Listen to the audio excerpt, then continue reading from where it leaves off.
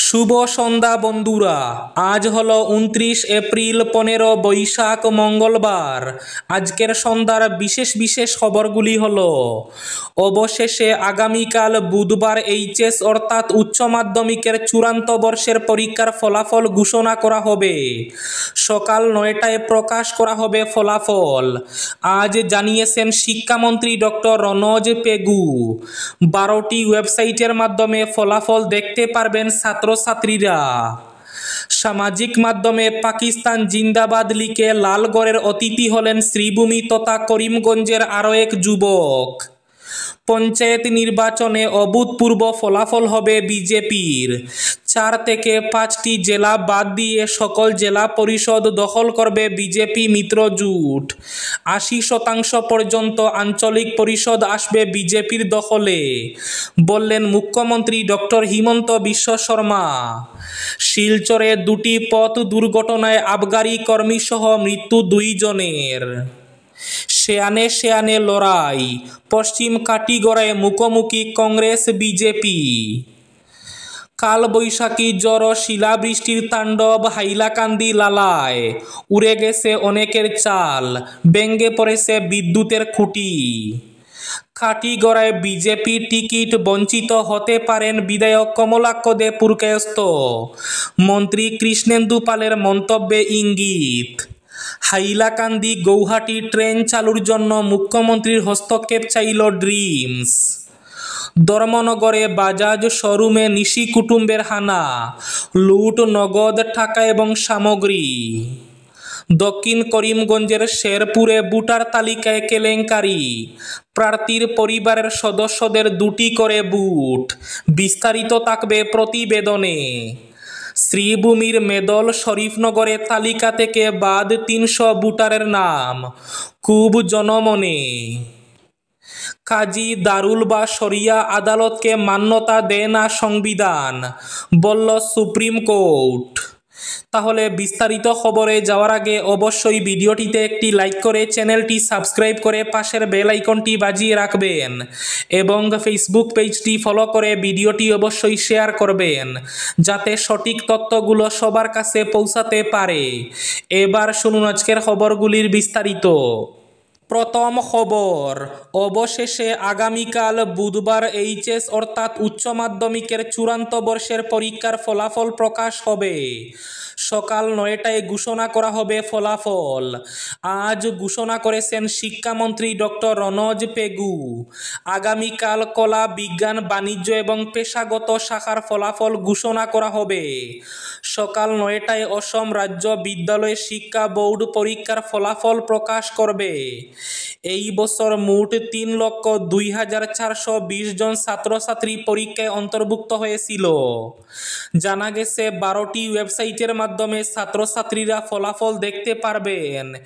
এর মধ্যে ahscc.assam.gov.in, www.assamresults.in এবং www.iresults.in এর মাধ্যমেও ফলাফল দেখতে পারবেন। কাজী দারুল বা শরিয়া আদালতকে মান্যতা দেয় না সংবিধান, বলল সুপ্রিম কোর্ট। কাজী দারুল বা শরিয়া আদালতকে মান্যতা দেয় না সংবিধান। এক মামলার শুনানিতে স্পষ্ট একথা জানিয়ে দিল সুপ্রিম কোর্ট। এই ধরনের আদালতের সিদ্ধান্ত আইনতভাবে কার্যকর হতে পারে না বলে স্পষ্ট করেছে শীর্ষ আদালত। ভরণ পোষণ সংক্রান্ত মামলায় এলাহাবাদ হাইকোর্টের নির্দেশকে চ্যালেঞ্জ করে সুপ্রিম কোর্টের দ্বারস্থ হয়েছিলেন এক মহিলা। হাইকোর্ট এই ধরনের হাপ আদালতের নির্দেশকে মান্যতা দিয়ে মহিলাকে ভরণ পোষণ না দেওয়ার সিদ্ধান্তে সম্মতি দেয়। এই নির্দেশকে চ্যালেঞ্জ করে শীর্ষ আদালতের দ্বারস্থ হন মহিলা।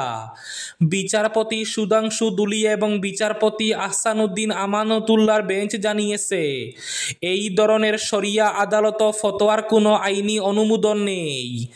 বিচারপতি আমানতুল্লাহ জানান, কাজী কাজী, দারুল বা শরিয়া আদালত নাম যাই হোক না কেন, সাংবিধানিকভাবে তাদের কোনো আইনি মর্যাদা নেই। সামাজিক মাধ্যমে পাকিস্তানকে সমর্থন করে শ্রীভূমি তথা করিমগঞ্জের আরও এক যুবক গ্রেফতার হলেন।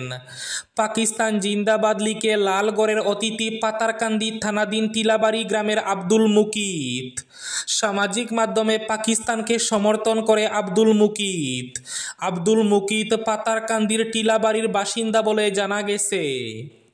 পঞ্চায়েত ভোট যখন একেবারে কাছে, ঠিক সেই সময় ভোটার তালিকায় কেলেঙ্কারির নজির প্রকাশ্যে এসেছে দক্ষিণ করিমগঞ্জ বিধানসভা এলাকার টিলাবাড়ি বান্দরকুনা জেলা পরিষদ আসনের অধীন চেরাগি এলাকার শেরপুর জিপির ৮ নম্বর ওয়ার্ড শেরপুর দ্বিতীয় খণ্ডে। অভিযোগ মতে শেরপুর দ্বিতীয় খণ্ডের বিএলওর দায়িত্বে ছিলেন স্থানীয় হাসনা বেগম। বিএলওর স্বামী মাতাবুদ্দিন ওরফে মিনু স্ত্রীর ক্ষমতাকে কুক্ষিগত করে বিগত দিনে ক্ষমতার সুযোগে গ্রামের তার অবাধ্যের এবং অপছন্দের ভোটারদের নাম কেটে দূর দূরান্তের গ্রামে স্থানান্তর করে দেওয়ার পাশাপাশি দূর দূরান্তের গ্রাম থেকে নিজের পছন্দের এবং বাধ্যের ভোটারদের নাম শেরপুর দ্বিতীয় খণ্ডে অন্তর্ভুক্ত করে রাজনৈতিক ফায়দা লুটতে নিজের কনিষ্ঠ ভ্রাতৃবধূ রুনা বেগমকে ওয়ার্ড সদস্য পদে প্রার্থী করে নির্বাচনে প্রতিদ্বন্দ্বিতা করছেন। ভোটে জয়ী হতে ভোট ব্যাংক তৈরি করতে ভোটার তালিকা বিএলও যেভাবে অনিয়ম সংগঠিত করেছেন তা এক কথায় বলতে গেলে আশ্চর্যজনক। দেখা গেছে বিএলওর পরিবারের প্রত্যেক সদস্যের নাম একটি ওয়ার্ডে দুবার করে ভোটার তালিকায় অন্তর্ভুক্ত রয়েছে, তাও পৃথক এপিক গৃহ এবং ক্রমিক নম্বরে। একই ভোটার তালিকায় একই পরিবারের 10 জন ভোটারের নাম দুবার করে তুলে 20টা করে নেওয়া হয়েছে। পঞ্চায়েত নির্বাচনে অভূতপূর্ব ফলাফল করবে বিজেপি, বললেন মুখ্যমন্ত্রী হিমন্ত বিশ্ব শর্মা। 4 থেকে 5টি জেলা বাদ দিয়ে সকল জেলার জেলা পরিষদ দখল করবে বিজেপি মিত্রজোট। 80% পর্যন্ত আঞ্চলিক পরিষদ আসবে বিজেপি মিত্রজোটের দখলে। পঞ্চায়েত নির্বাচনের ম্যারাথন প্রচার করে এই মন্তব্য মুখ্যমন্ত্রী ডক্টর হিমন্ত বিশ্ব শর্মার। শিলচরে 2টি পথ দুর্ঘটনায় আবগারি কর্মীসহ মৃত্যু 2 জনের। শিলচরের 2 প্রান্তে 2টি পৃথক পৃথক পথ দুর্ঘটনায় প্রাণ হারালেন 2 জন। রংপুর এলাকায় দুর্ঘটনায় প্রাণ হারিয়েছেন ওই এলাকার শান্তিপাড়ার বাসিন্দা আবগারি বিভাগের হেড কনস্টেবল বিজয় শুক্লবৈদ্য। অন্যজন আফতার আলী। দুর্ঘটনার কবলে পড়েন উত্তর কৃষ্ণপুর প্রথম খণ্ড এলাকায়। আফতার আলী ছিলেন শ্রীভূমি জেলার গোয়াসপুরের বাসিন্দা। উত্তর কৃষ্ণপুর প্রথম খণ্ডে তিনি বাড়াবাড়িতে থাকতেন। 2টি দুর্ঘটনাই ঘটে রবিবার রাতে। পুলিশ সূত্রে জানা গেছে রাত 7:30 নাগাদ বিজয় শুক্লবৈদ্য রংপুরে শান্তিপাড়ার কাছে রাস্তা দিয়ে হেঁটে যাওয়ার সময় একটি বাইক তাকে ধাক্কা মারে। এতে তিনি গুরুতর আহত হন। এই অবস্থায় বাইক চালকই তাকে নিয়ে যায় মেডিকেল কলেজ হাসপাতালে। তবে মেডিকেলে পৌঁছে দিয়ে বাইক চালক সরে পড়ে। পরবর্তীতে মেডিকেলে মৃত্যু ঘটে বিজয় বাবুর। পশ্চিম কাটিগড়ায় মুখোমুখি কংগ্রেস বিজেপি। 4 জেলা পরিষদের মধ্যে কাটিগড়ার 2 আসনে খুব জমে উঠেছে লড়াই। 2টিতেই একেবারে সম্মুখ সমরে কংগ্রেস বিজেপি। এর মধ্যে সবার নজর কাড়ছে পশ্চিম কাটিগড়া। এখানে লড়াই সেয়ানে। পশ্চিম কাটিগড়া বলতে গুমরা মহাদেবপুর জেলা পরিষদ কেন্দ্র। নতুন নামকরণ সাধারণ মানুষের সেই পুরনো পশ্চিম কাটিগড়া হিসাবে চলছে সব গাল গল্প। ওখানে বিজেপি প্রার্থী লাভলি চক্রবর্তী, কংগ্রেসের ত্রয়োবাসী দাস, নেই তৃতীয় কোনো প্রার্থী। ফলে শুরু থেকে মুখোমুখি হয়ে পড়ে চির প্রতিদ্বন্দ্বী কংগ্রেস বিজেপি। তবে খেলা একতরফা হবে বলে প্রথম দিকে অনেকে ভাবলেও এখন আর সেরকম থাকেনি। দিন গড়ানোর সঙ্গে সঙ্গে রং বদলেছে কেন্দ্র। ভোটের 4 দিন আগে যা অবস্থা তাতে হাড্ডাহাড্ডি লড়াইয়ের ক্ষেত্র একেবারে প্রস্তুত হয়ে রয়েছে। শ্রীভূমির মেদল শরীফনগরে তালিকা থেকে বাদ 300 ভোটারের নাম। কুব ভোটারদের মধ্যে নতুন পঞ্চায়েত সীমা পুনর্নির্ধারণে জিপি বদলের সঙ্গে উধাও হয়ে যায় ৩০০ ভোটারের নাম, নেই কোনো গ্রুপে। এই অদ্ভুত কাণ্ডে প্রায় ৩০০ ভোটার তাদের ভোটাধিকারই হারালেন। শ্রীভূমি জেলার মেদল শরীফনগর জিপিতে এমন ঘটনাটি ঘটেছে। বছরের পর বছর ধরে ভোট দিয়ে এলেও এবার ভোট দিতে পারবেন না তারা। এই খবরে তীব্র ক্ষোভে ফুঁসছে গোটা গ্রাম। অভিযোগ, প্রশাসনিক গাফিলতিতে তাদের গণতান্ত্রিক অধিকার হরণ হয়েছে। আর সেই ক্ষোভের আঁচ ছড়িয়ে পড়েছে স্থানীয় রাজনীতিতেও। শ্রীভূমি শহরের লাগোয়া মেদল শরীফনগর গ্রাম পঞ্চায়েতের অন্তর্গত পশ্চিম মেদল গ্রামে ভোটার তালিকা থেকে প্রায় ৩০০ জন ভোটারের নাম বাদ পড়েছে। এই গুরুতর অভিযোগ তুলেছেন স্থানীয় ভোটাররা। হাইলাকান্দি জেলা থেকে গৌহাটি পর্যন্ত সরাসরি যাত্রীবাহী ট্রেন সার্ভিস চালুর জন্য রাজ্যের মুখ্যমন্ত্রী ডক্টর হিমন্ত বিশ্ব শর্মার হস্তক্ষেপ চাইল সামাজিক ও সাংস্কৃতিক সংস্থা ড্রিমস। শনিবার ২৬ এপ্রিল আয়নাখাল চা বাগানের খেলার মাঠে নির্বাচনী জনসভায় মুখ্যমন্ত্রীর কাছে এই দাবি জানানো হয়। তাছাড়া আরও ছিল হাইলাকান্দিতে মেডিকেল কলেজ অতি সত্বর যাতে স্থাপন করা হয়, শিলচর ফ্লাইওভারের কাজ যাতে তাড়াতাড়ি শুরু হয় এবং বরাকের গেমন ব্রিজের কাজ অতি সত্বর আরম্ভ হয় তার জন্য দাবি জানানো হয়। কালবৈশাখী ঝড় ও শিলাবৃষ্টির তাণ্ডবে লালারকইয়া, সিঙ্গালা সহ বিভিন্ন এলাকায় বেশ কিছু বাড়িঘরের প্রচণ্ড ক্ষয়ক্ষতি হয়ে ঘরের চাল উড়ে গেছে। এই বৈশাখী ঝড়ে ভেঙে পড়েছে অনেক বড় বড় গাছ, সুপারি গাছ, বিদ্যুতের তার ছিঁড়ে পড়েছে। সঙ্গে শিলাবৃষ্টিতে অনেকের ঘরের টিন ফুটো হয়ে গেছে। অসহায় গরিব বাগান শ্রমিকরা এই তাণ্ডবের কবলে পড়ে অনেক ক্ষতির মুখে পড়েছেন।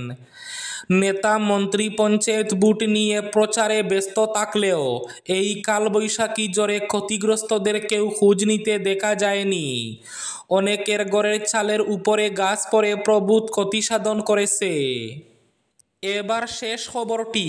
ধর্মনগরে বাজাজ শোরুমে নিশি কুটুম্বের হানা, লুট, নগদ টাকা এবং সামগ্রী। ধর্মনগর গীতা বাজাজ শোরুমে নগদ অর্থসহ বাইকের মূল্যবান সামগ্রী চুরির ঘটনায় চাঞ্চল্যের পাশাপাশি আতঙ্ক বিরাজ করছে গোটা ধর্মনগর শহর এলাকায়। এই ঘটনায় কয়েক লক্ষ টাকার ক্ষয়ক্ষতির খবর পাওয়া গিয়েছে।